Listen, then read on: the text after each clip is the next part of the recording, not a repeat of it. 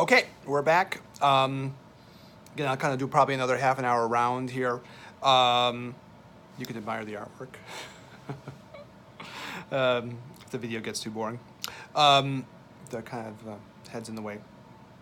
So it's a little weird to be talking and constantly have to see yourself. It's a bit awkward. But in any case, we're looking at tofu, right? Prepared soybean. Dan der Chur in the Chinese, though you don't need to know any of the Chinese for any of our tests or anything. And for testing purposes, everything will be in English, or maybe I'll put a compound in there for some of them so you can see it in the pinyin and in the English. So that's the idea. Obviously, this is kind of an important food stuff for Asian culture, so it's good to know what it is. And then important for some Americans, and maybe the kind of things that you could recommend for people to eat if you had some reason to do that. The properties are sweet, so it's going to have probably some tonifying qualities to it. It's going to be, what am I doing here? Is this the one I want to cover? Yeah, this is the one I want to cover. So it's sweet, it's slightly bitter, and it's cold or it's warm. So there's not a lot else to say about this.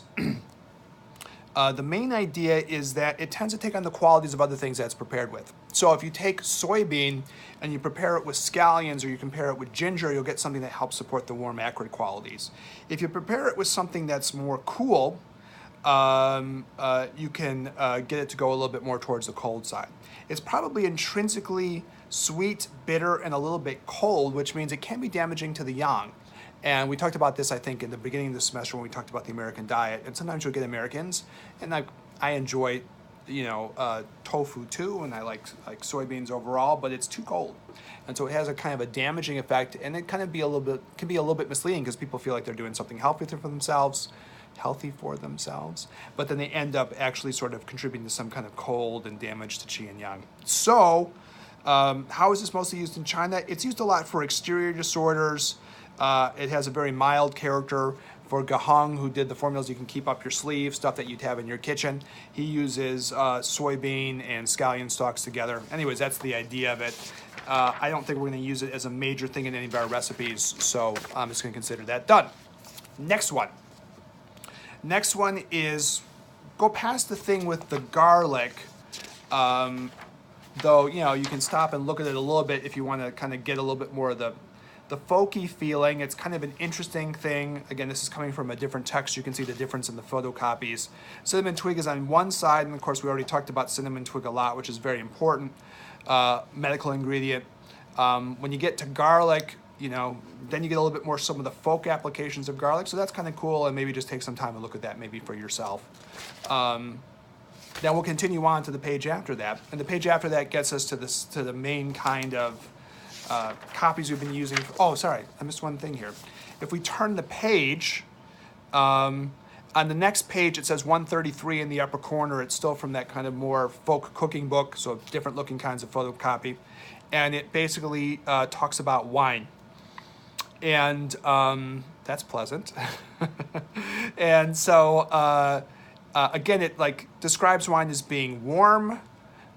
The flavors will depend on the quality of the wine. So if you have something that's very sweet, like a Riesling or something, maybe that would give you some more of the sweet taste. If you have things that are a little bit more bitter or pungent, I like a Shiraz. Not that I drink a lot of wine, but if I have wine, I don't mind a Shiraz. And that's kind of a little bit more pungent, right? It has a little bit of a peppery or pungent quality to it. So different wines may have different qualities to them. But this is basically talking about the positive sides of wine. And I think one of the main ideas is that it sort of helps promote circulation. So you're kind of emphasizing kind of the acrid quality of wine, the acrid quality of what alcohol does. The rest of it's kind of other interesting applications of this. And again, it's kind of from a nice book that talks more from sort of a folk point of view. Down at the very bottom of the page, you see coffee being listed, and then coffee being used in its positive sense. It's kind of funny because it says drink strong black coffee to relieve intoxication. That's the main medical application. So anyways, I think all the bad stuff still holds. It's not taken away by this new text. But, you know, it's kind of cute to see it there down at the bottom. Anyways, moving along. Our next thing, if we continue through the pages, will be to talk about Chinese mint. So this is field mint. They're saying it's mentha. Basically, it's just a Chinese mint. It's acrid, but in this case, it's acrid and it's cooling. And we talked about this before. I think it showed up as an extra credit question on the take-home or something. They also list this as aromatic. These are things that have sort of stronger, pleasant odors to them. So mint smells good. Ginger's kind of on the borderline of that. Some of the other things you might see the Chinese using, like cardamom, things that are spices, will be described as being acrid. They have sort of more strong, intense smells to them, but they're also pleasant, right? Okay, so that's the basic idea. So now we have things that are cool and acrid, and the first bullet point talks about getting rid of wind heat. Invasions of heat onto the exteriors as opposed to invasions of cold. So things like ginger and cinnamon treat the cold. This one treats the heat. And they give you some symptoms of invasions of heat like fever, headache, and cough. Now, being honest about it, you're probably not going to be able to treat everybody's wind heat just by giving them some mint. But it is something that's sort of handy to know. And people can use it as a kind of a more mild symptom treating thing. And it has a handiness that way. Though probably not the thing that you would just use on its own or something like that. And it tends to be used with some fairly strong other ingredients in a medical sense. So, you know, I don't want to overplay that card, but, you know, useful thing to have as far as stuff that you'd have up your sleeve. Clears the head and the eyes and benefits the throat. So again, that's for wind, heat kind of things that could be infectious disease. If it's getting more to things maybe like allergies, that for some person is producing wind heat variants of allergies. Remember, allergies can go in kind of multiple directions. You can get allergies that produce a lot of cold symptoms, but you can also get allergies that produce a lot of heat symptoms. So if you're getting a lot of heat symptoms, and they mention things like red eyes, headache, sore throat, then you can use the mint there. Vents rashes, this is early stage. Again, I don't want to oversell this because you're probably not going to cure anybody's chicken pox by just giving them some mint, but it is a thing that's used to help ameliorate the course of the disease, I think would be the way to talk about stuff like that. You know, you have things that are going to create skin rashes. We're talking mainly about infectious diseases. They list measles here on the sheet. Again, I think chickenpox might be something that we would deal with. And so I think their idea is that you use the cool and the acrid qualities to force the pathogen more to the exterior. You use the cooling qualities to kind of cool.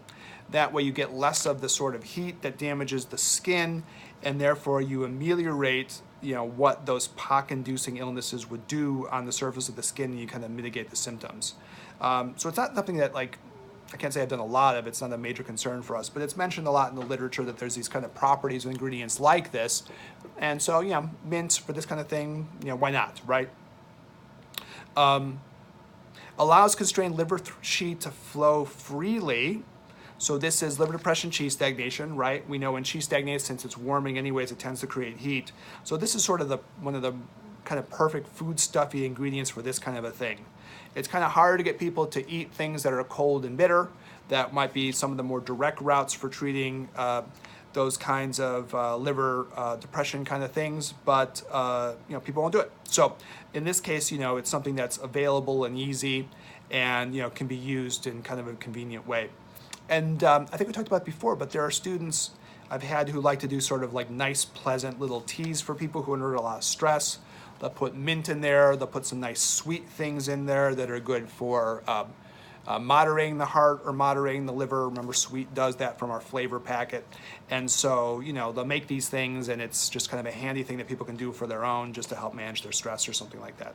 And it tastes good, and most people kind of appreciate and like the process. All right, so that's that. Next page, we get into some of our kind of stronger tonics here. Ginseng and astragalus. So it says 314 on the top. It's herbs that tonify the qi. Ren Shen is the name in Chinese. Ren is a human, Shen is a root. So the idea is that this is sort of the human root or something like that. The root looks like a person. This is a bit of the idea of what we call signature. We've mentioned this a couple of times over the course of the semester. If something looks a certain way, sometimes in Chinese culture, they'll test it to see if it has the properties of kind of doing like, to see if it does what it looks like it might do.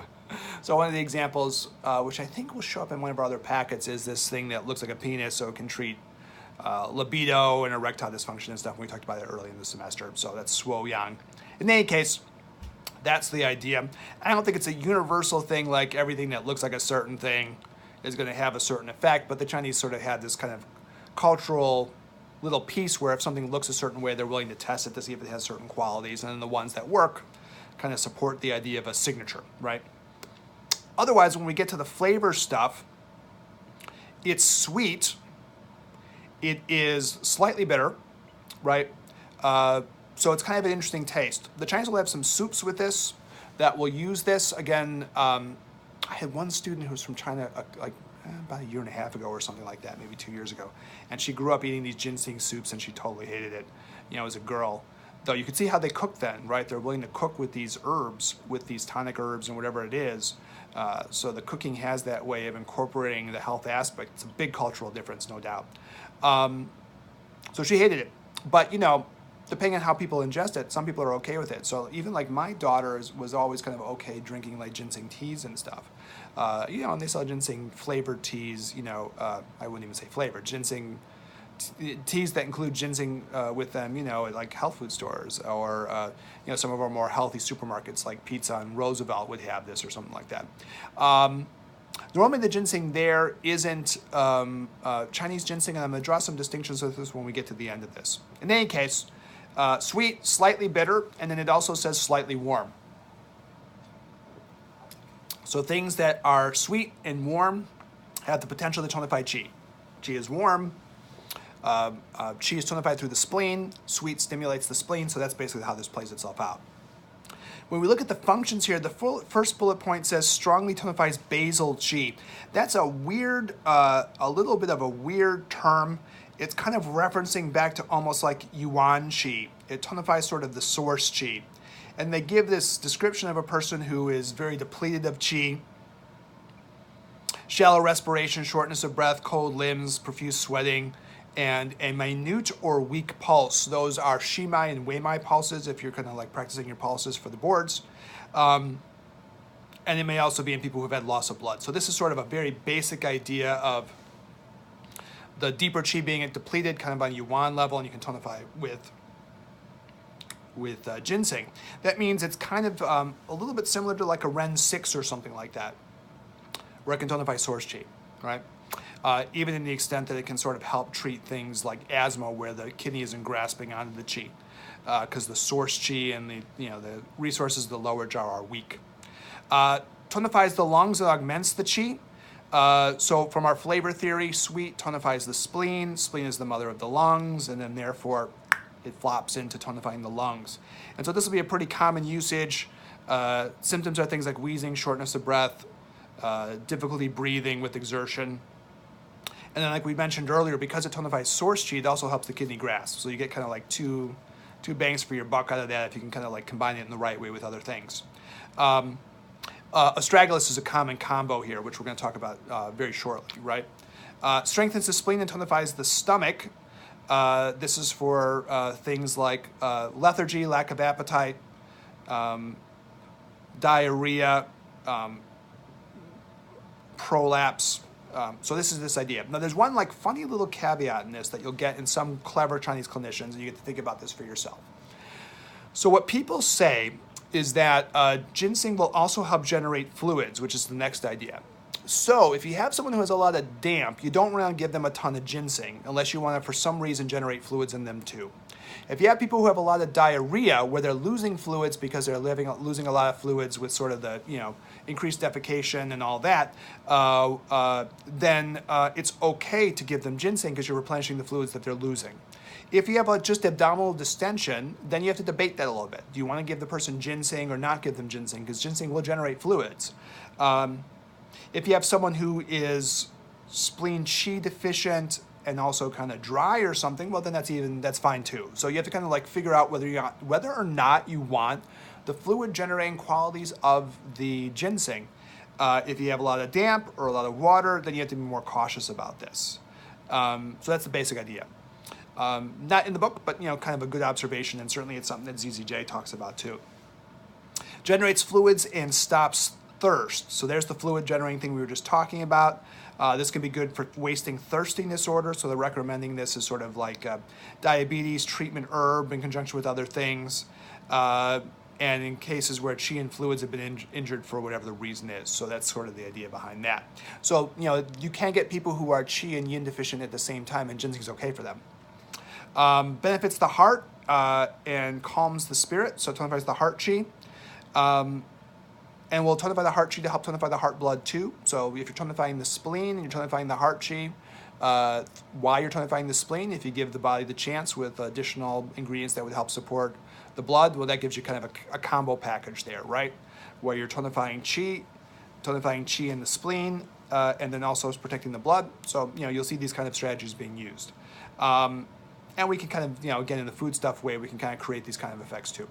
So they mentioned symptoms here like anxiety, insomnia, forgetfulness, symptoms of the Shen.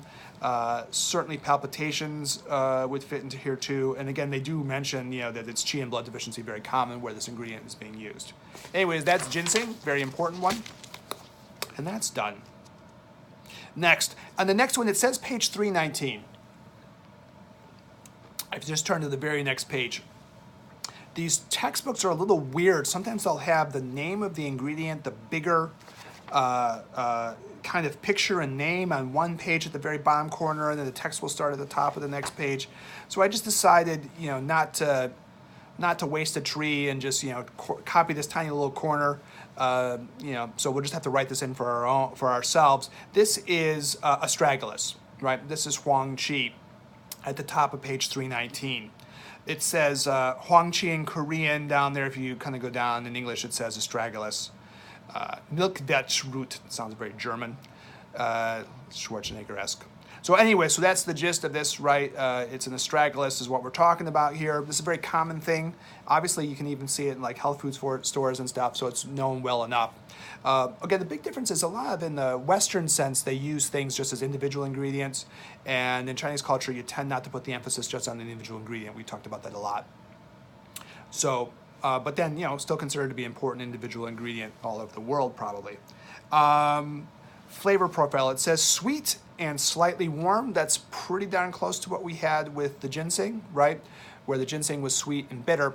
I think the one thing you could add to this would be the idea that a lot of people might say that there's a slight acrid quality to astragalus. It doesn't show up in the flavor profile, but it acts a little bit acrid, and you'll kind of see what I mean as we go through this. So it has ways of maybe generating yang that are a little different than ginseng. If something's bitter, it wants to go down, right? That's the ginseng idea. And in terms of calming the mind, it'll help the heart and the kidney communicate because it'll direct the energies downward. But astragalus doesn't have that quality. Astragalus tends to direct things upwards, and we'll see how this shows up as we look at some of the detail of the ingredients. Anyways, the argument in the end is it's making this act a little bit acrid. That's the notion. So, tonifies the spleen and augments the qi. This is for spleen qi deficiency, right? Symptoms like appetite, fatigue, and diarrhea. That's similar to ginseng. They get used together a lot. If the spleen is more acrid, you might get more raising function. And that's the next bullet point. Raises the yang qi of the stomach and the spleen. And that means it can be useful for things like prolapse or anything that involves spleen qi sinking. So the example I tend to use a little bit more often that's more common is orthostatic hypotension, where people stand up, they get lightheaded. So this is sort of the role of astragalus. It's still used a lot with ginseng for this. You get the two sweet ingredients, sweet wants to go up in general, and so they complement each other. And then you get other sweet ingredients like licorice, right, which we'll talk about in a couple of pages here, or maybe the next page, I can't remember. But in any case, it's coming up, and you'll see that these are the combinations used, sweet to raise. And then because it has a little more yang quality to it, astragalus is even better at this. Next bullet point, augments the protective qi and stabilizes the exterior. This is basically tonifying wei qi, which again shows the yang quality of astragalus. It wants to go to the exterior. And they mention things like deficiency with spontaneous sweating, also tonifies the lung qi just overall, right? Well, that's just part of sweet, tonifies the spleen that then goes into the child. But in this case, it's good for the lungs and then also good for the wei qi that's associated with the lungs. In true point of fact, though, a lot of times it's just used for sweating overall. So you'll see people who will use this, great herbalists, who will use it in the context of maybe even yin deficiency where they're sweating. In any case, for us as food therapy people, I think you have to stay to the idea that you're mainly using this in the context of spleen qi deficient people, but you realize you can get these other additional effects with this. When we do the recipes, we're going to have a soup that has astragalus in it, and so we'll have an idea that you could even include this in recipes like soups, and it's not the worst thing in the world. It's a little barky tasting. I mean, you might not want to chew on it as a recreational thing if you're into that kind of thing, you know, you can get it in the soups. You can hide it under other flavors, and you know, I got my daughter to eat soups with astragalus, so it's not impossible for sure. Tonifies qi in blood. This is one of the main things. This actually came up earlier in the semester when we were talking about dongui root and the whole idea of how the Chinese like to use things in combination as opposed to individual ingredients. They're not just interested in the one magic food stuff, right? The superfood. They're more interested in the combinations.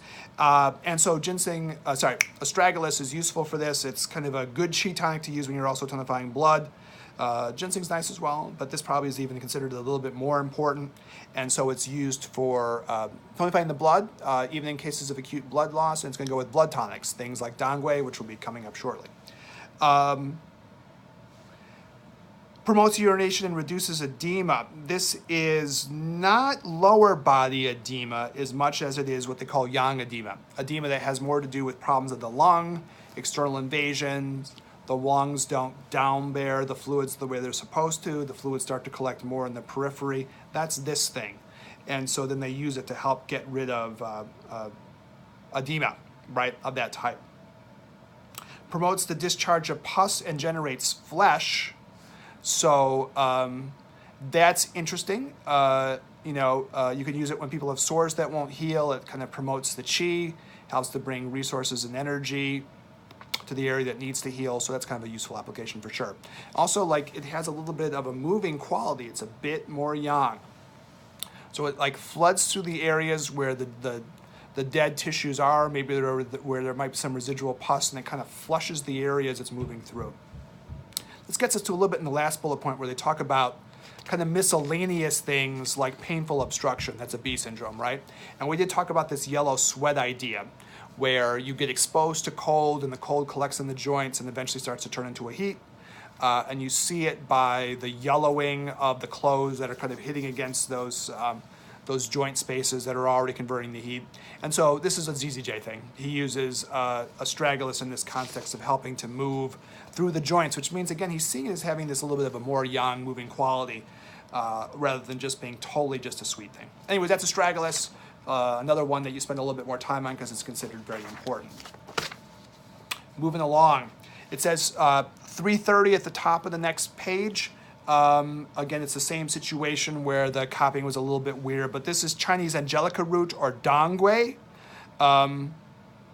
It's an interesting kind of thing. It means state of return, so it has kind of an interesting name in Chinese culture. And this is a blood tonic. So this is probably one of the major Chinese blood tonics, an extremely important herb in women's health, and used in cooking, and used in teas, and whatever. Dr. Chai, I think when I was a student, was just always drinking this dongui qi just as a sort of a general preventative, and you get the idea it's kind of a cultural thing to do that, right? The ingredient itself is sweet, acrid, bitter, and warm. That's a complicated flavor profile, right? So it's sweet, which means it tonifies. In this case, it's a bit heavier, so it tonifies blood as opposed to qi. That's interesting.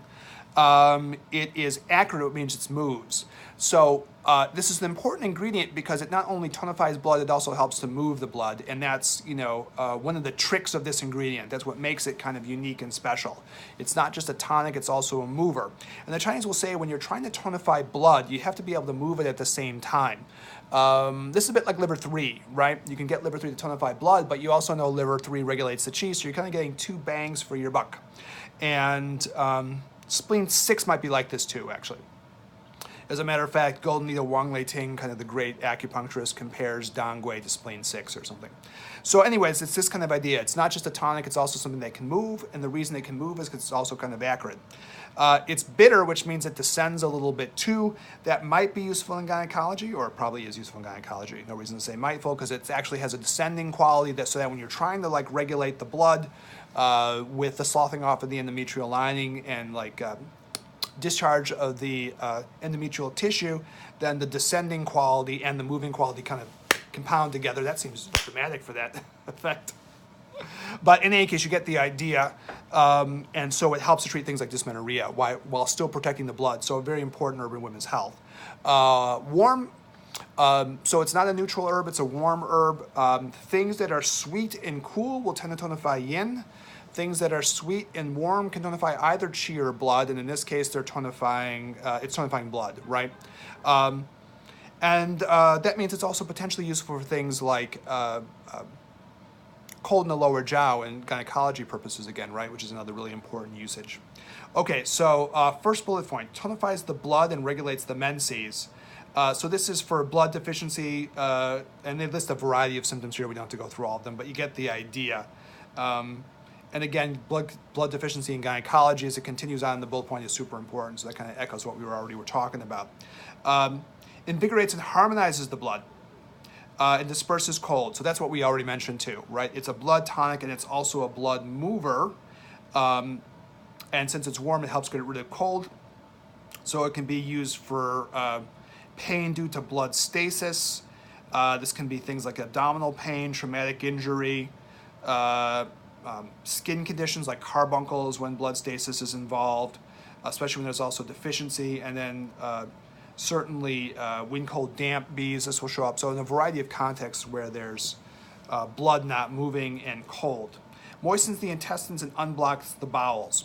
This is for blood deficiency constipation, right? It's a warm herb, so it's not the kind of thing you would use for like a Yang Ming disorder, where you have heat in the large intestine and it's drying out the stool. It's not that kind of a thing. It's where you don't have enough blood. Again, more female patients are going to be vulnerable to this kind of thing. Sometimes this is a chronic constipation. And so you need to re-moisten the lining of the large intestine, yet at the same time, since this is bitter, it can help to purge the large intestine, right? Because that's one of our theories of bitter, purges the large intestine. So, you know, a very kind of useful thing with this, and you'll see this incorporated by herbalists who are trying to tonify qi and blood and then also trying to moisten the bowels.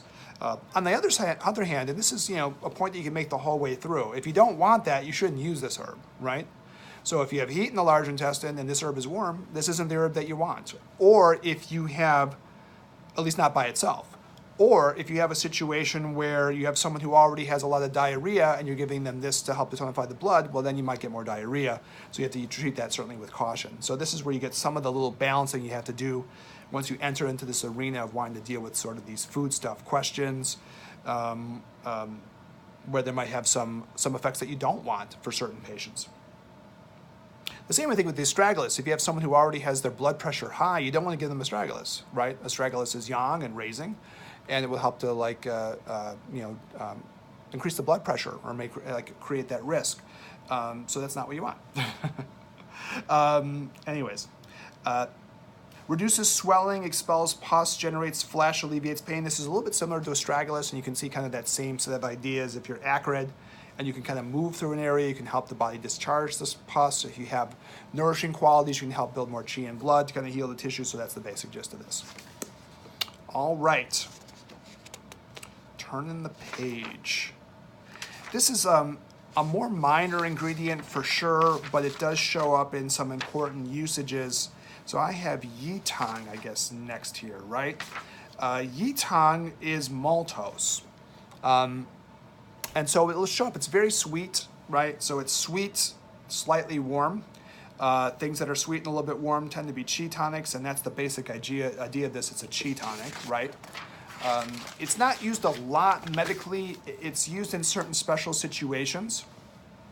I will talk about this with the ZZJ thing, depending on how much time we have on Tuesday. But the basic gist is, as a sweet and slightly warm ingredient, it helps to tonify the spleen and the qi. And so it says, for overexertion that injures the spleen and shortness of breath and reduced appetite.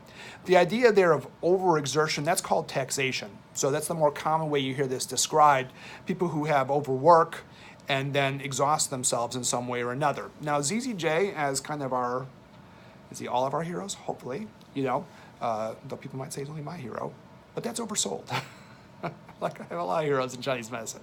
In any case, ZZJ says that In his internal medicine book, he has a whole chapter on taxation. And there's all kinds of ways that people get taxed. Some people get taxed of the kidney. Some people get taxed in the way that it's heart and kidney not communicating. Some people get taxed at both kidney yin and kidney yang. Some people get taxed more just on the yin side. Some people get taxed of the earth. You know, the main thing that happens to them is the earth gets exhausted. So that's the main idea here with this particular ingredient. It's used when people have this kind of taxation of the earth. And one of the indications of that, and we can talk about this maybe more on Tuesday, is an imbalance in the pulses between the left and the right pulses. So the idea is when you have a lot of taxation and it's affecting the earth, you'll get very thin or thinner and weaker left pulses and very wide and strong right pulses. This is called a husband-wife imbalance. And it can be in the overall pulse, or sometimes, since we're talking about deficiency of the earth, it might just show up in the middle jiao. And the idea is that with the right pulse, the system is working extremely hard, trying to generate new qi and blood, and the left pulse is reflecting the fact that the body is weak. So it's this imbalance between the two sides. And then Yitong is mentioned in this context. This maltose is one of the ingredients that helps to kind of resupplement the earth in this very particular situation. When Zhan Xingjing does this, he includes cinnamon, he includes ginger, he includes Chinese dates, he includes licorice, ingredients that we'll get to in the next video. You know, there's a certain combination, and I'll show it when we get in class on Tuesday, hopefully time allowing. So it shows up in something that, you know, would be kind of a sweet, warm, acrid kind of a deal to help replenish the body, especially with taxation of the earth. And so in that sense, it's always good to learn from the greats, and so that's something you can get from the greats. Next bullet point, tonifies the middle jiao and alleviates pain. So this again is part of the same kind of a concept, to be honest.